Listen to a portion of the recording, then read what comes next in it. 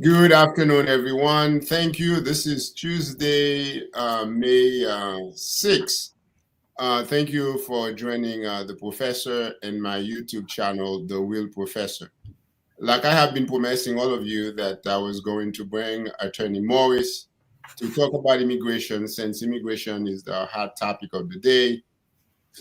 Everyone is affected by immigration, even U.S. citizens, either they know family members or friends or other people who are affecting by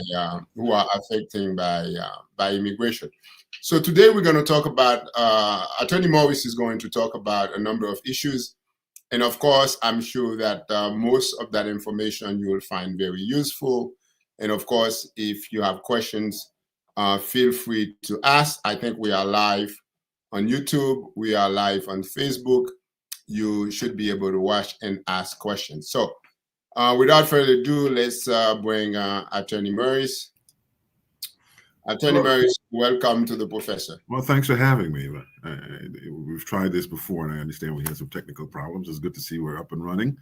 I'm here.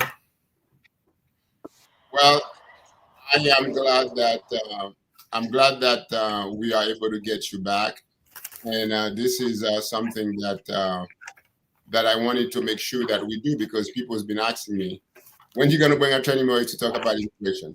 So I'm glad that we're finally doing it. So it's early in the morning. I'm in the West Coast, you're in the East Coast. So this is my new studio with my American flags in the back. So I hope you like the new studio. I like it. I like it. Thank you. But Thank the you. last time I saw it, you had a Haitian flag there as well, but I guess you took it. Yes, yes, I do have a Haitian flag also. But that Haitian flag is not showing in the way the studio is set up. But sometimes it shows, especially when I'm discussing Haitian issues. So we're going to have a conversation for about 90 minutes. And I did tell people that they can ask questions. So obviously, I'm going to monitor the board. And of course, people's going to ask questions. And I'm going to read the question to you and read the comment to you so you'll be able to respond to them.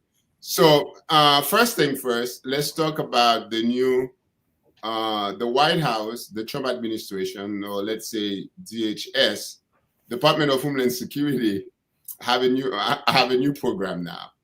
If you are an immigrant in the United States without document, let's say without green card, they are offering You're out of status. You're out of status, correct? Mm. They are offering $1,000 for people to self-deport. So what do you think about that? I read it and I thought that was crazy. On the one hand, I think they're probably looking at it purely a dollars and cents sort of analysis from their side. It probably would cost more to catch somebody than put them through the process and then fly them out than $1,000. However, when you think about it conceptually, one of the primary reasons that people come to the United States and then wind up being out of status and wind up overstaying their visas is that they're looking for opportunities. They're looking for a better way of life. Now, if you really want to take away the incentive from these people trying to get to the United States and overstaying their welcome, offer them something more than $1,000. Let's say offer them money is sufficient enough to maybe, I don't know, start a business, do something productive in their own countries. Because that's one of the arguments that's being raised a lot. We always sort of focus on the end result, and not the main cause of the problem. The main cause of the problem is people are leaving countries which they're either persecuted or don't have opportunities, and are coming here, to escape persecution, to escape being killed, to escape being harmed, and in most cases, to find a better life in America. Because the whole concept of America being, everybody thinks it's a land of opportunity, and everybody thinks, and it is, and everybody thinks as though they're going to come here and they're going to have a decent and fulfilling life. So, why not take away that incentive? Why not say, what? Let's go to the root of the problem. Let's try to solve some of these problems in these countries that people are fleeing left and right.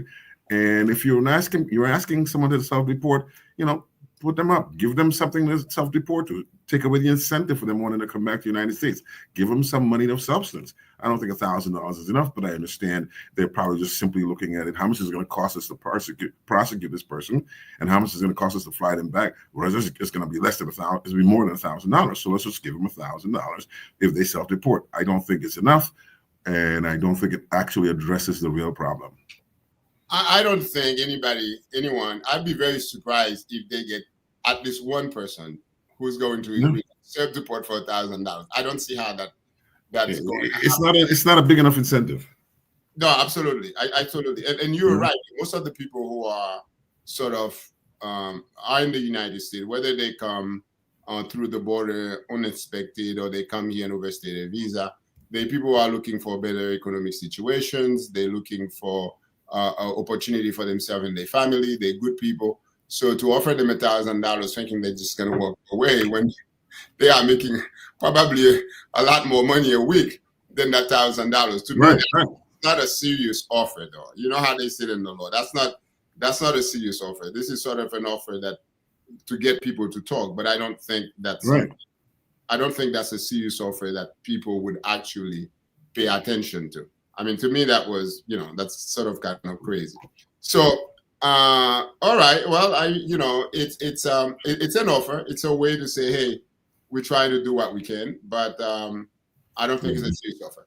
It's not an incentive enough, I don't think. I mean, maybe $100,000 might be an incentive, maybe 200,000, $1 million, something like you said that allows somebody to go back to Haiti, go back to Mexico, and be able to start a business and hire people, so they don't have to come here. Because, like you said, most of these people who are coming here, they're not coming to do something bad. They're coming to really try to help their family, and of course, pay taxes. A lot of these people pay taxes. You may not know they do pay taxes. So I know that you've sort of been at the forefront of this fight since the Trump administration started cracking down and deporting people and actively going out looking for people. And you ever had a number of clients. One of the things that people that have been talking about is due process.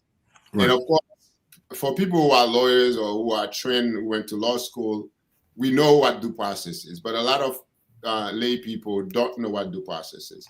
So two things we're going to do. First, we're going to define what is due process. And then at the same time, I want to talk about how does that apply to immigration. And of course, in language that laymen can understand. Sure. What is due process, basically? Well, the concept of due process is provided for in the American Constitution. It's provided for in two places. One, in the Fifth Amendment, which requires that the federal government give individuals due process. And I'll get back to that word. It's a very important word, individuals. The second incarnation of the concept of due process, the language of due process, is found in the 14th Amendment, which requires that states provide individuals with due process. Now, let's go back to that word individuals. Notice the plain language of the Constitution says individuals are entitled to due process. And I'm going to define that in a second. It doesn't say American citizens. It doesn't say only American citizens. It doesn't say naturalized. It says individuals, which means everyone in the United States is entitled to due process.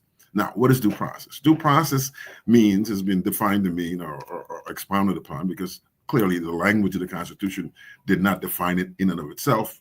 It took subsequent case law to do so. Due process means that every individual is entitled to notice, an opportunity to be heard, an opportunity to defend themselves against any charges brought against them. If you are in jeopardy of losing life, liberty, or property, you are entitled to due process. So not unlike everybody else who's charged with a crime, if you are charged or picked up by ICE under the allegation that you've overstayed, you're out of status, and therefore subject to deportation, you are entitled to a hearing, to appear before a judge, to present your case, to present arguments, to request a bond. You're entitled to that. The Constitution guarantees that. And any action that dispenses with that requirement that a person gets due process is illegal and it's unconstitutional.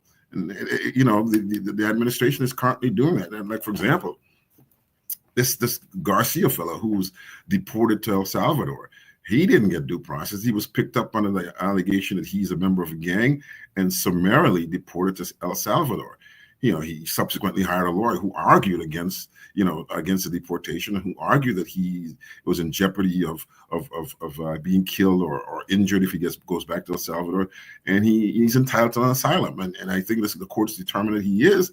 It's just that, the administration and apparently the El Salvador president refuses to return the person, refuses to give him the due process he's entitled to under the American Constitution. So due process is a very important concept in the Constitution, which entitles everyone, every individual, to an opportunity to present a case, to question the government's position in trying to, whatever it is, charge them with a crime or deport them. They have a right to appear before a judge and present their case. Without that right, their constitutional rights, without, I guess, being able to exercise that right, it butchers the requirement of the Constitution. It disregards the concepts, and it disregards what every individual in these United States is entitled to have. Now, let me ask you this, so that I clarify for my viewers. Someone who crossed the border, who were not inspected by Border Patrol agent, who are here, the government doesn't even know if they're here. That person get arrested after having committed a crime. Mm-hmm. Why do we need to process for that person? Why is it important that, why can't we just get the person out of the country? I mean, first they come in without us knowing if that person is here. Then they go out and commit a crime. Why is it that with that particular person? Well, because that right is guaranteed to all individuals as long as you're here. I mean, look, I can understand the argument saying, look, you're not documented. We don't know anything about you. So why should you be entitled to any rights? But that's not what the Constitution says. If you're being prosecuted by the federal government of the United States or a state in the United States, regardless of what the circumstance, regardless of why you're here, you're still entitled to due process. You're still entitled to appear before a judge. You're still entitled to see whether or not you qualify somewhere for asylum, even though asylum is a very tough thing to get these days. Whether you qualify some way to remain in the United States, you're entitled to that right to be heard. It's not guaranteed you're going to get it, but at least you have the right to present your arguments, to present your case, to say why you should otherwise be entitled to it. Okay. So in other words, just because someone is here without a visa or they're out of status, once they get picked up by ICE, and I've seen cases where people get arrested in my town. I know of a number of immigrant people that have already stayed a visa, they get arrested, and then they take him to the CROM, they take him to a detention center, called detention center. Now, for people like that, do they just go to the process and get deported, or are they entitled to a bail? Are they entitled to bonds? Okay. How does that work? Not unlike anybody else who's charged with a crime, which essentially that's what you're charged with if you out of status and you picked up by ICE. You are entitled to a bond. Now, a bond means simply that you pay a certain amount of money to guarantee your appearance in court. Otherwise, sometimes it varies. Could start at $15,000, could go $100,000. What a bond does, it simply says, look, I'm going to pay this money, and if I don't show up to court, you, the government, has a right to claim this entire money. And most people, because they have to put up property or whatever have you, don't want that government to come in and take that property or take their monies, and so they appear in court. That's what a bond is all about.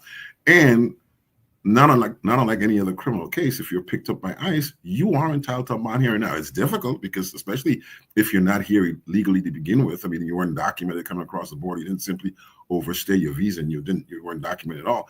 It's it sort of presupposes that all the time you were in the United States, either out of status or here illegally from the inception, that you were avoiding ICE. It sort of bodes against you getting a bond. The judge is going to look at it harshly and say, look, we don't trust you. You might, first of all, you might not have anything to lose. If you could afford a bond, usually like 10%. Let's say the bond is $100,000. Normally you'd have to pay a percentage of that. Sometimes they require the full dollar for dollar amount. Normally it's a percentage of that, like say 10%. But most people, they are entitled to a bond hearing. It is more difficult. We had a case just a few weeks ago where a guy came in from, I think it was Nigeria, and he overstayed his visa, and he had a good argument why he overstayed, because it was during COVID. He had a kid while he was here. He was about to get married, but he had problems. He had problems with why he left Nigeria in the first place. So the courts, the state, the government was against him getting a bond. We wind up being able to convince the judge that he should get a bond. The judge imposed a $15,000 bond, and the next day he was out on the street. So it is difficult to get, but you are entitled to it, and and that's what due process is about. You have a right to go in there and argue that, one, you should get a bond, and two, that you should be allowed to stay in the United States. Now, again, the bond is simply to ensure your presence in court. You show up at all court hearings. And if you have yourself a good lawyer who understands the system and who understands how to make arguments to the judge and convince them otherwise, then you can get a bond. I mean, it's a very difficult thing, but it can happen. We just had it happen a week ago, 2 weeks ago. And quite frankly, I was pleased with myself, and I didn't expect the judge to go along with it, but I had some good arguments, some good angles to give him, and essentially shut the government down. And the judge agreed and gave him a bond, and he's a free man. He got out the next day or so. He got married, and which was sort of like help him in a situation as far as getting a permanent status in the United States. It helps him tremendously. So yeah, a bond can be gotten even in the deportation cases. Because I've heard people say that if you, let's say for example, you are an immigrant here, let's say you're on a visa and you commit a crime, and sometimes it could be drunk driving, it could be domestic violence, because we know a lot of people sometimes get into the domestic violence issue. So if someone is convicted, let's say, of a misdemeanor, let's say drunk driving or domestic violence, would that prevent them from getting a bond if they get arrested by ICE? Yeah, it will certainly be an impediment to it. Now, look, let's back up for a second. It used to be that only serious crimes can subject you to deportations in the United States. Like drug crimes, obviously murder or something like that, and domestic violence. These days, it's a simple traffic ticket could cause you to be deported. I mean, look what's going on with student visas, for example. Student visas, people are getting their student visas yanked just because of their political views. Let's say they're not, they're supporters of, Israel, or they're not supporters of Israel. They're getting their student visas yanked and taken away. They one day they're in class, the next day they show up and they're like, you can't be here because your visa's been taken away. I mean, think about it. People are getting student visas or visas yanked because of political views. It's no longer just serious crimes. It's no longer just committing a violent crime. It's anything and everything. As simple as a speeding ticket can make it happen. These are different days we're living under when it comes to immigration. These are different rules. The rules have changed significantly. And, people are confused by it. People don't understand what's going on. My suggestion to everybody who's listening, you need somebody who can maneuver these pitfalls, because that's what they are. They're all pitfalls. They're all destined for you to fail if you try it on your own. They're designed for failure. Now, there are so much, because people are asking a lot of questions. There are so many things that we have to talk about. Now, there's this issue that I want to discuss first before we move to some other part of the interview. There are a lot of people from Africa, from the Caribbean, that are here in the United States as we speak, or we just came to the United States, at least for the last 12 months. And a lot of people believe that, of course, this is sort of the general belief, whether it's true or not, I don't know, that if they file for asylum, that sort of give them a little bit of time to figure out how to bring themselves into status. Now, asylum is a very hard thing to get. It's very difficult, especially these days. You've got to show that if you go back to your country, you'll be killed, persecuted, prosecuted. Something terrible is going to happen to you if you go back to your country. And it's very difficult. So it's very hard for people to get it. But I know also that when somebody files for asylum, the determination as to whether they're entitled to that takes time. To be completed. And the last time I checked, the calendar is like 3 to 5 years. 3 to 5 years, exactly. Look at even if you're not seeking asylum. Let's say, for example, you're seeking to get a visa based on marrying an American citizen. That in and of itself would take a while. We should talk about that as well, because we're going to talk about that. There's pitfalls in that as well. Here's what I want to get to, and we're going to tie the two together. I have talked to people who just got to the U.S., let's say from a country that they don't have a lot of political violence, okay? Right. And then they decided that, oh my God, I run out of my visa. I want to file for asylum so I get to stay in the U.S. The good thing, however, and correct me if I'm wrong, is that once they file for asylum, they're not going to get an answer within 156 days. That's what the rules say. Right. It allows them to get a work permit and get a social security. Yeah, but you got to start the process in order to get a work permit, and that normally lasts about 150 something days, a work permit and a social security number. While your case is being processed, like you said before, it could take 3 to 5 years. But that gives you at least 156 days. Then you could file again, an I-94, in order to get an extension of that while your case is still pending. But these documents are very, they're not straightforward, and you got to be very careful what you say. You can't misrepresent anything. You can't, you got to be very, very careful, because next thing you know, you say something that's wrong, and you're permanently banned. Not only you deported, you're permanently banned from seeking to get permanent status. And this is the thing that this is sort of what I wanted to talk about, and that's what I wanted to tie up asylum, how long it takes, and there is a little benefit for people, because if you are here without a social security card, it's hard for you to get a job. I mean, you Sure. get to the table, but if you have a social security card, then you're allowed to work legally and pay taxes and so on and so forth. So that is sort of a good thing. And so far, the Trump administration has not gotten rid of that rules that allow you to get that. Quite frankly, I'm surprised they haven't. Well, I'm very surprised, but yeah, they're being as aggressive they are. I'm surprised they're allowing that to happen. Let's not give them any idea. Let's not, because that's actually is within the statute. Mm-hmm. So I don't know whether they can take it out. It's not a. It's not. Well, listen, if they're disregarding the Constitution, what makes you think they will disregard? Hey, you know what? You're absolutely right, Counselor. If they're violating people's First Amendment right, this is nothing for them not to do. Mm-hmm. So that's a good thing. Now, here's the thing: marriage to a U.S. citizen, to an American citizen, mm-hmm. it seemed to be sort of the quickest path for most people to get a green card. It kind of is. It's probably a little bit less quick than if an American citizen sponsors somebody to come into the United States. It's probably a little less quick than that. But anyway, yeah, it is one of the quickest ways of doing it. It's probably one of the best ways of doing it. However, like I said before, there are pitfalls. You got to be very, very careful. It used to be that when you fill out your application for citizenship based on a marriage to a United States citizen, then unless you have some blaring or red flags, they will simply interview you or and your spouse, and invariably you will get to be able to stay permanently in the United States legally.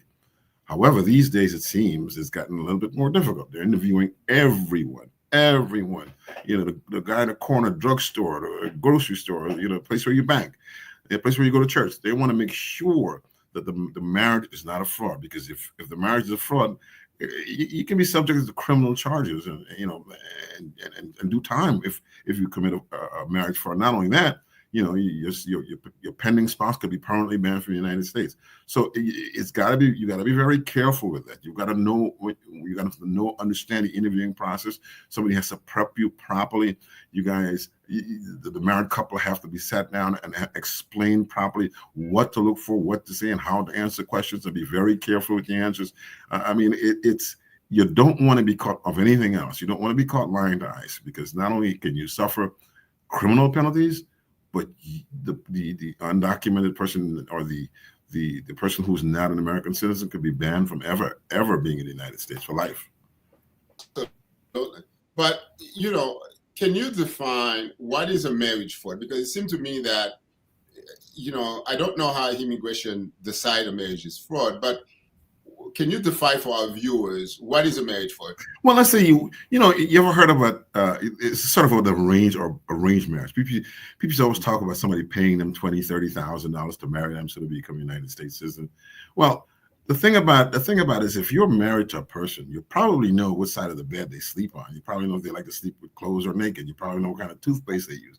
Mm-hmm. These are the kind of questions they can ask you. I mean, simple stuff that, as a married couple living in the same house, mm-hmm. and not under pretense, and not simply because of a financial arrangement, you would know these things. And if they're going to interview them separately, and if the answers don't correspond, or jive, I was going to use the word jive, if their answers don't jive, then, you could be denied. Just simply getting married to a person doesn't guarantee that you can obtain permanent status in the United States. Doesn't guarantee that. I mean, it used to be a pretty damn sure thing, but now with the crackdown and them and the expansion of the persons they interview and the expansions of the investigation to determine whether or not the marriage itself is legal or not fraudulent. Now with the expansion of that, it can be problematic for people. Oh yeah, because there was a time, I believe this is like in the 2000, from 2000 to 2010, people were getting married. They'll fill out their application, they pay the fees and all that, and then they get the work permit, and then they get their green card. They didn't interview most people. Some people they interview if they notice that there is something wrong. If there were a red flag, sure. If you say something that's not proper and the person reviewing the application is like, oh, this is a problem or this is an issue. It could be anything. Right. You know, this is an issue here. You can call them, haul both people in and interview them separately. But it's now that the immigration, DHS, it seems like they're interviewing everyone. That's what's going on. They're not only interviewing the couple themselves, they could interview anybody they wanted to. They could interview.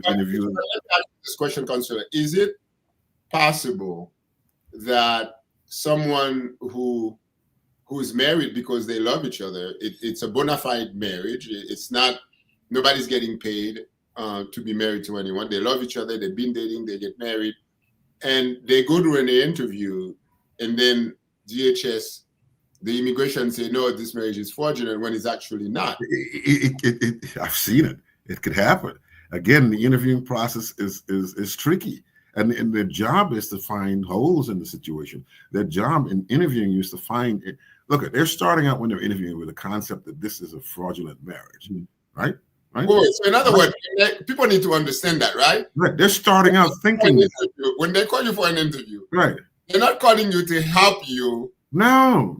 It's like when people say, when you get arrested by anybody, including ICE, you keep your mouth shut. You're not going to talk yourself out of it. Chances are you're going to talk yourself into it, because if they've arrested you, they're already thinking, or they brought you in for an interview, they're already thinking that your marriage is a fraud. And that's all they're thinking. That's what they're working towards. They're working towards proving the conclusion they've already come to. Mm-hmm. They're not working towards coming to a conclusion. They've already concluded that. And anything you say that's untoward or doesn't jive with the other person, that's the red flag they're looking for, and that's the basis for which they're going to deny or claim that the marriage is truly fraudulent.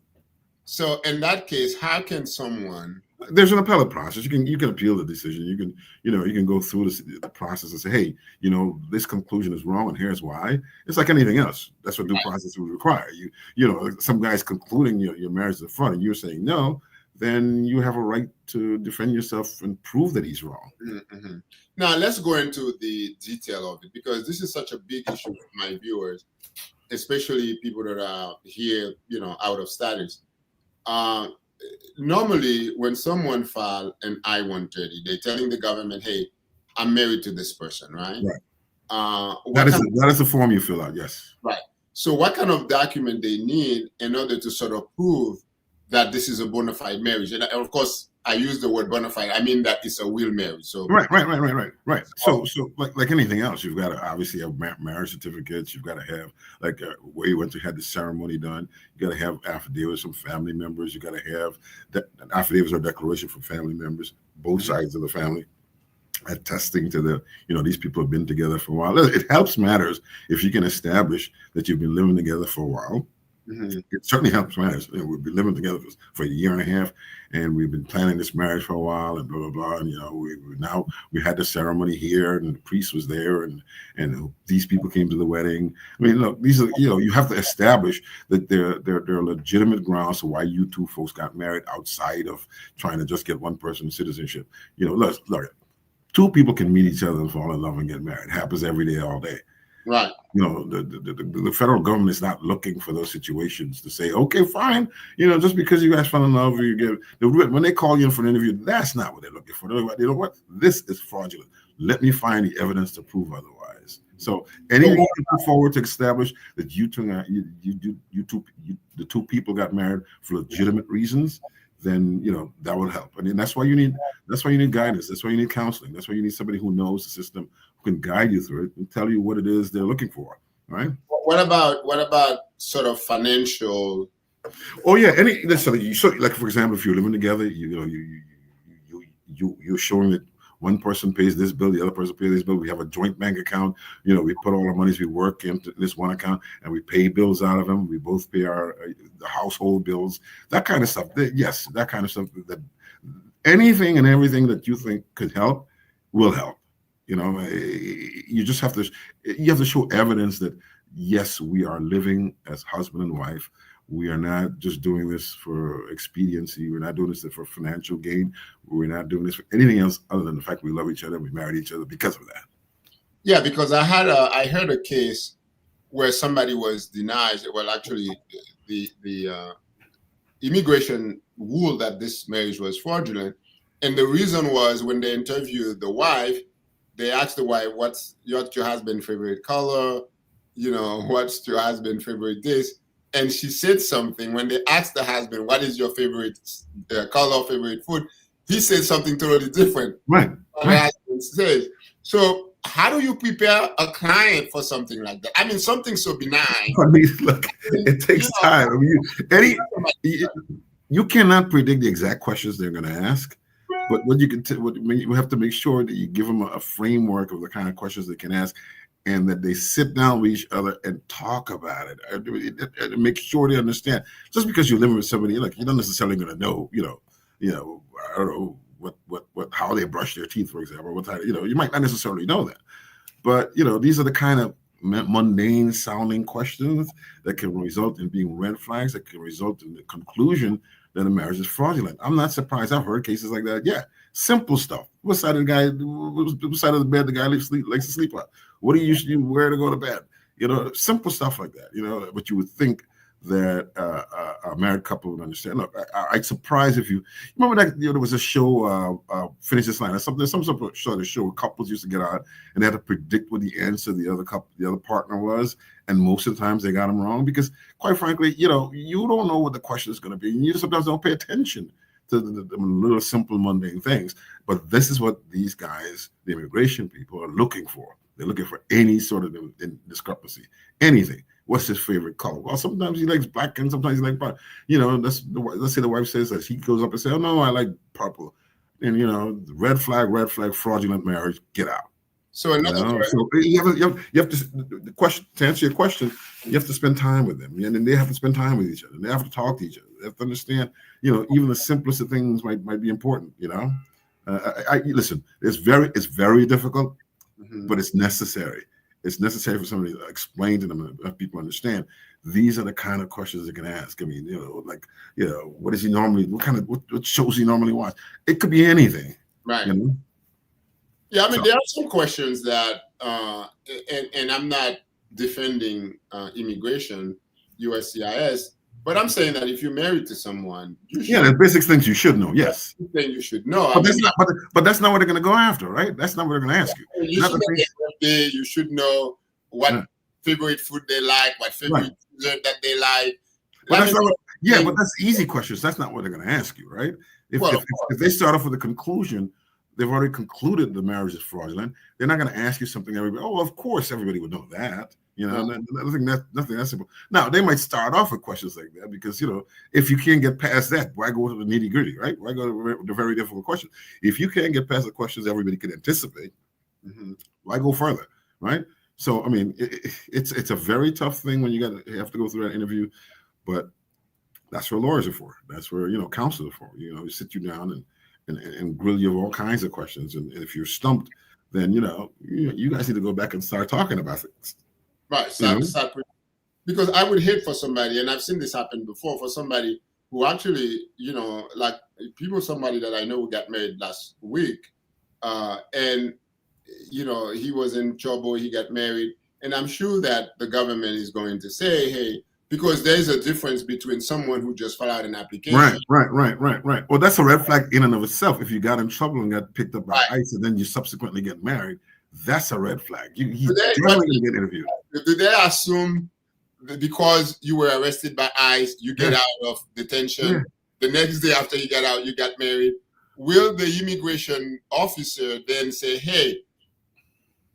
Well, look at the one case we had recently where Luckily, these folks had gotten a marriage license beforehand. They even picked out where they were going to get married. They had paid a down payment on the place where they're going to get married. Luckily for us, we didn't have to go through all that because it wasn't after the fact. It was all preparation before he got picked up. Now, clearly, if you start making preparations after you get picked up and after you're lucky enough to get bond and come out, that in and of itself is a red flag. That's a big red flag. And that's where things get murky, because there's something that because you are in deportation proceeding. That's right. And the only that you're just trying to cover yourself. You're just trying to save yourself. And the most efficient way of doing so is getting married. The most efficient and cheapest way of doing so is getting married. Challenge. The USCI is definitely going to. Absolutely, without a doubt, they're going to challenge it. Now, look. In the one case we had, I think they are going to challenge it, but I don't think they're going to challenge it to the same degree as a person who, after they got in trouble, then decides to get married.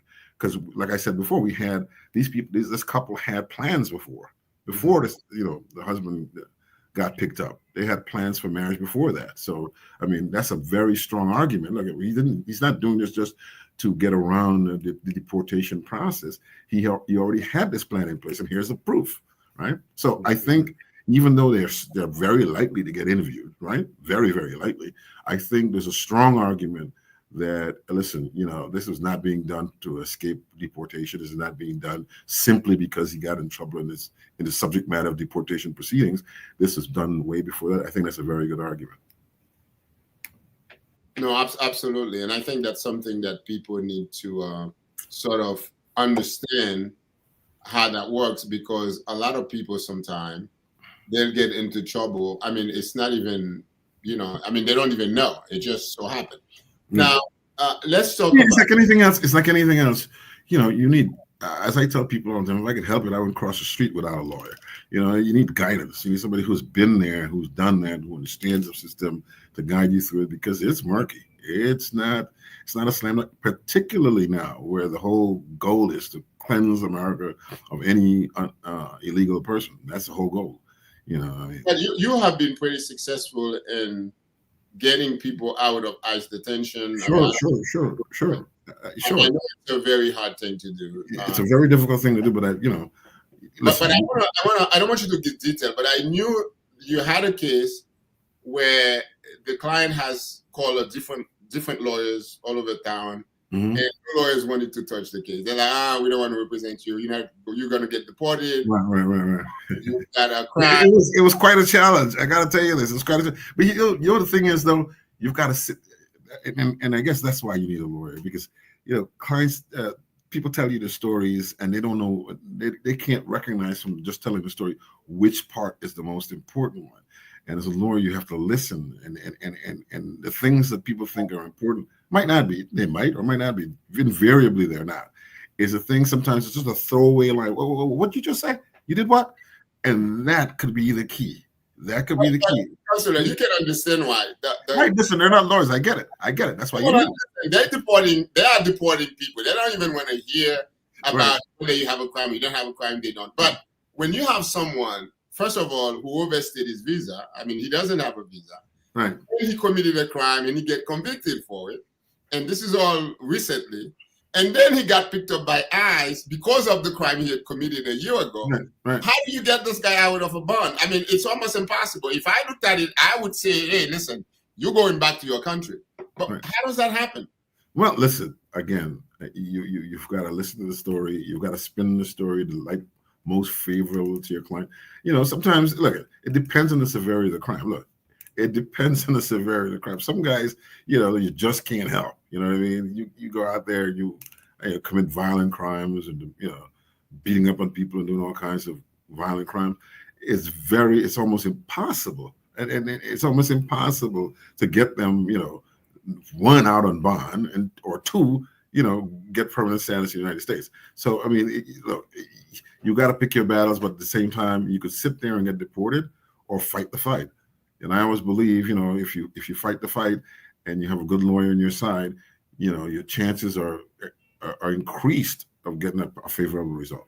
astronomically increased because, if you just go there and either try to defend yourself, look, quite frankly, there's not a lot of help for people who cannot get lawyers. There's not a lot of help in the immigration status. I know, it's not like a criminal matter where you guarantee the right, to an attorney. It's not, there's public defender's offices all around the place to help you. Look, I was a public defender at one point, and I'll tell you this: it's just sometimes you're probably better off defending yourself than to have a public defender. I mean, when you have 30, 40 cases every week, you can't give the kind of, when you have 30, 40 cases, it's usually the small cases, right? Not anything really serious. But you have the Constitution says you're entitled to a lawyer. It doesn't say one who has the time, the competence, and know how to deal with it. You're just entitled to a warm body who graduated from law school. I was a public defender even when I was in law school. So, I mean, I didn't know what the hell I was doing, but I was defending people. But, in immigration, it's a little bit different. I mean, if you don't understand it, if you don't have the wherewithal to get yourself counsel, I mean, you're going up a hard road. It's a hard road because there's not much help for you outside of that. And that's why invariably people who don't have representation get deported because, quite frankly, they're not lawyers. They don't understand the variances of how you maneuver through the legal system, how you maneuver through the immigration courts. You don't know that, and the judges, the several hundred odd immigration judges, they're not there to help you. It's not their job to help you. If you can't help yourself, you're on your own. Right. I mean, their job is to make a ruling on whether you get. Right. Their job is to call balls and strikes. And if you're not pitching or batting properly, they're not going to get up there and coach you about it. They're not going to help you, especially if you don't have the attorney. And quite frankly, I see what you're saying. It is very hard for immigrants, people that are here. Sometimes they have a job, sometimes they don't. And if they have a job, they're barely making any money. Right. And then, of course, they're trying to stay here. They got to find an attorney. So I sympathize with them. I know. It's terrible. It's terrible. I try to help people out as much as I can. I mean, give me something, I'll help you out. I mean, I've done cases pro bono, but this is my livelihood. It's my business. I can't, the government is not going to fund me to do it. So, I have to charge people to do it. I try to be reasonable. I try to work with people. I try to put people on payment plan, but, because they need help. And again, if you're in a situation where most people, if you're in a situation where you're out of status, chances are you don't have the resources to hire a lawyer. Most people don't.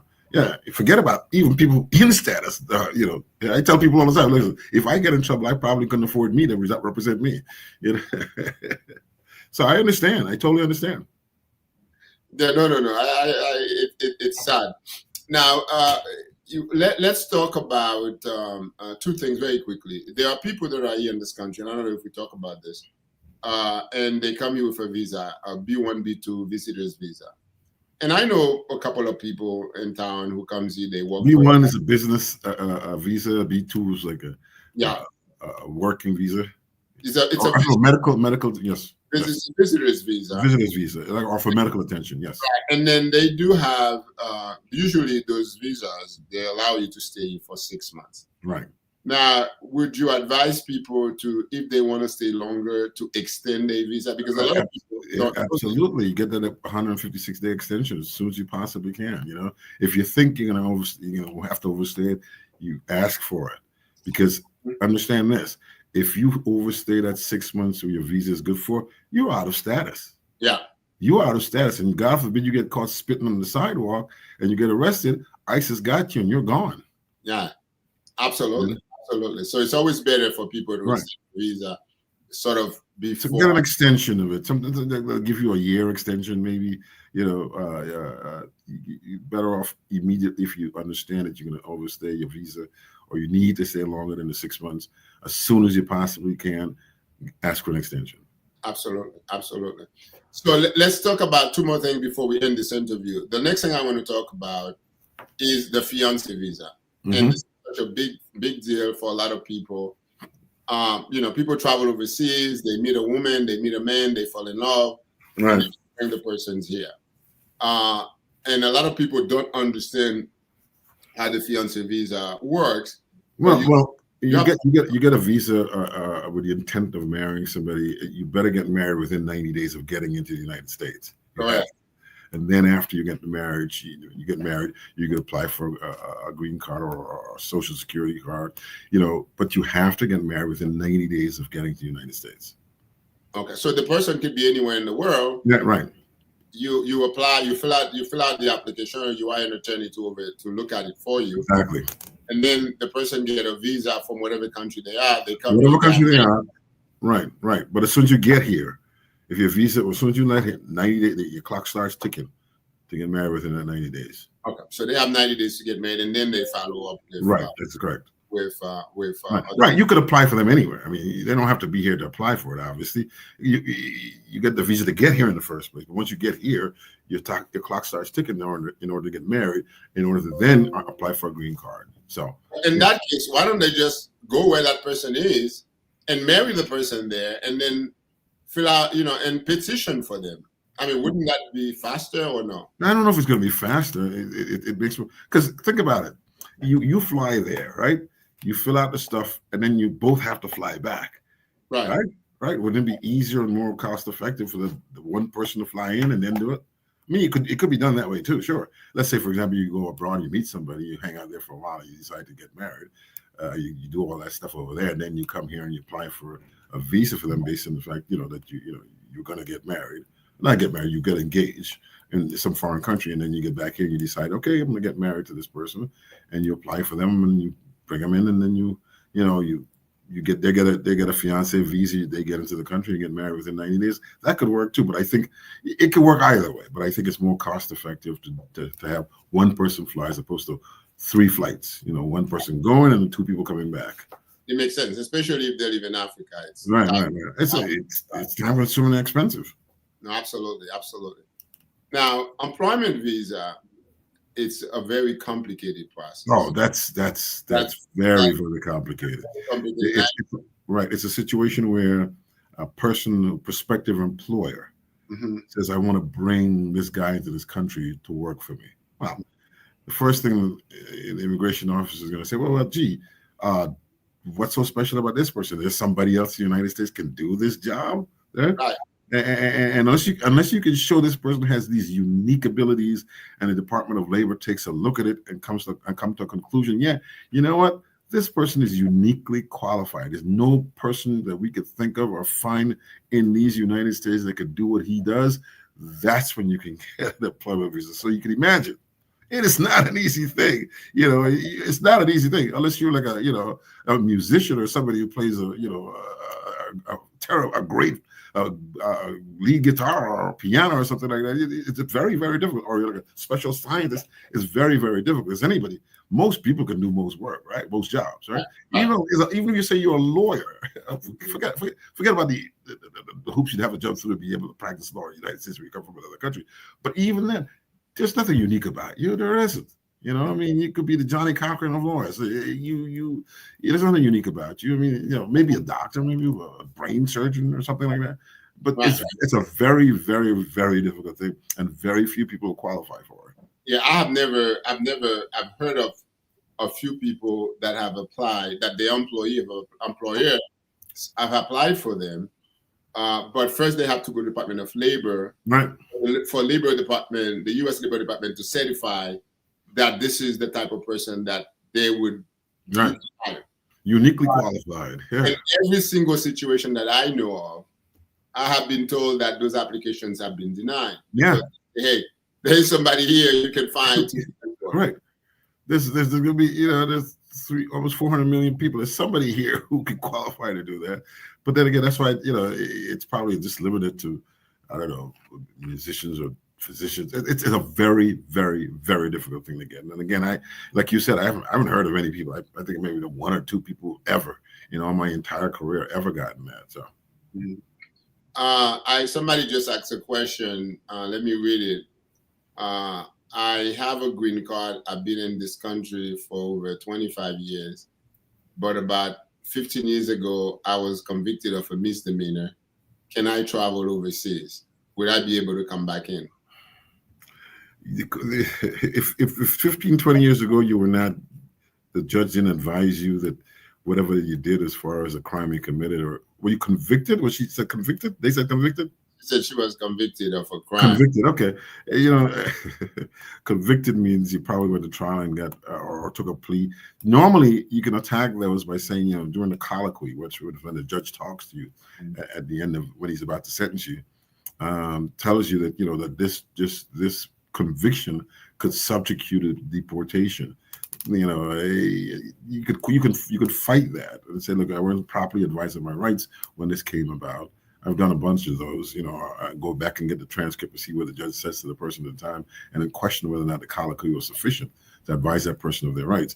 Look, I think unless you were subject or advised to be subject to deportation, unless you were they referred you to immigration services way back then, I think she might be okay with traveling. That's my instinct on it. I think unless you've been specifically referred to the immigration services, then traveling won't be so bad. Yeah, because I knew of cases, and I heard in the media of cases where there was a case out in Florida where this guy flew to Nicaragua. He has a green card and everything, and as he was coming back, they flag him, they stop him, and then they said, 20 years ago, you were convicted of beating your girlfriend, therefore you can come in.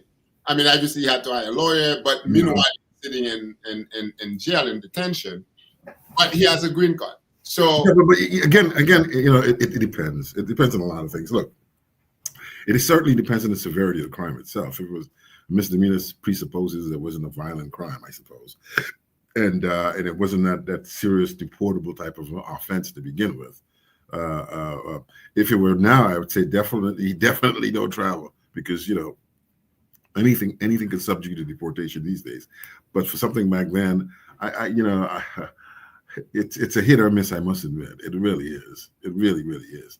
I mean, we could probably do an investigation to determine whether or not this particular person is on the no-fly list or on the flag list, and we could probably advise that person whether or not it's safe to fly. But my instinct tells me it's a 50-50 shot, and for the most part, I don't think it's a situation where she's gonna be flagged coming in. I hate to give that kind of advice, because it's I can't be 100% sure unless I personally, we personally do an investigation and figure out whether or not this person's been flagged. In other words, because I've heard other people, other attorneys says that if you have a green card and you can delay flying overseas, you should do it. Right. Because you don't know what's going to happen. You don't. That's the thing. You don't know. You really don't know. Right. Especially if you have any issues. Now. Yeah. I mean, you look at again. It's a case-by-case basis. I'd hate to advise a person to do it or not do it. I'd have to say, you know what? Let me see what I can find out for you before I advise you one way or the other. It's a hit or miss. In other words, if you've got a good background, you're never in trouble with the government. Then by all means, if you want to, by all means, go. I mean, you have nothing to worry about, right? If you have issues, legal issues in the past, I don't disagree with the lawyers who said it's a conservative approach, and lawyers are inherently conservative in advising clients. Yeah, I'd probably say, unless I take a look at it, I can't advise you one way or the other. But for right now, I'll tell you to stay put. So in other words, you would say, yeah, I would. You know what? I think I've said, to stay put. Let me take a look at it and see what I can find out. Sometimes you can find out stuff, and sometimes you can't. Right. No, absolutely. Now, before we end the show, let's talk about, and I know I've got a lot of viewers who are from Haiti, and also some people from Nicaragua, El Salvador, Venezuela. A lot of people from Venezuela now are concerned about the fact that under the Biden administrations, the Biden administration had what we call humanitarian parole, where they allow a lot of people from Haiti, Venezuela, Nicaragua, El Salvador to come to the United States. And there's been millions of people. I know from Haiti, there's about close to 500,000 of people that came here for like 2 years. Now the Trump administration had decided that they wanted to end the TPS. So when the TPS said temporary protected status end, so these people obviously now are subject to deportation. Right. So out of status. Yeah. So what can they do from a legal point of view? I mean, it's sort of a hard question. I don't know, but what can they do? If I'm from Haiti and I had Right. and my TPS says I can stay in the United States until February 26th, and all of a sudden the new president say, "Oh, no, you're not gonna stay here. You're leaving next month." So what my you could go down you could go down the normal routes of trying to get status here. You could seek asylum. We talked about the marriage thing before. You could seek it, the business employee situation. You have to go through the process all over again because, look, quite frankly, if you got a TPS to begin with, you're granted it under I guess threat of being persecuted or threat of being subject to violence or things are so bad in your country that you're granted asylum here in the United States. The fact that the government has now determined that you're no longer welcome or no longer entitled to protected status doesn't mean you're not entitled to due process to fight it and to argue about it and to show otherwise.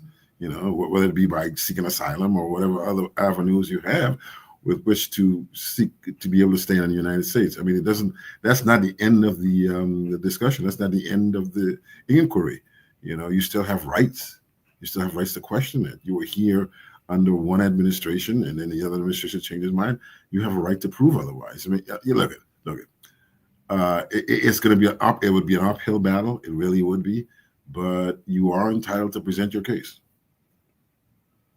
That's what you were talking about before when we talk about due process. That's due process. Just because the administration changes doesn't necessarily mean that all of a sudden you're stripped of your rights. Certainly not of your rights to question whether or not you should be allowed to remain in the United States.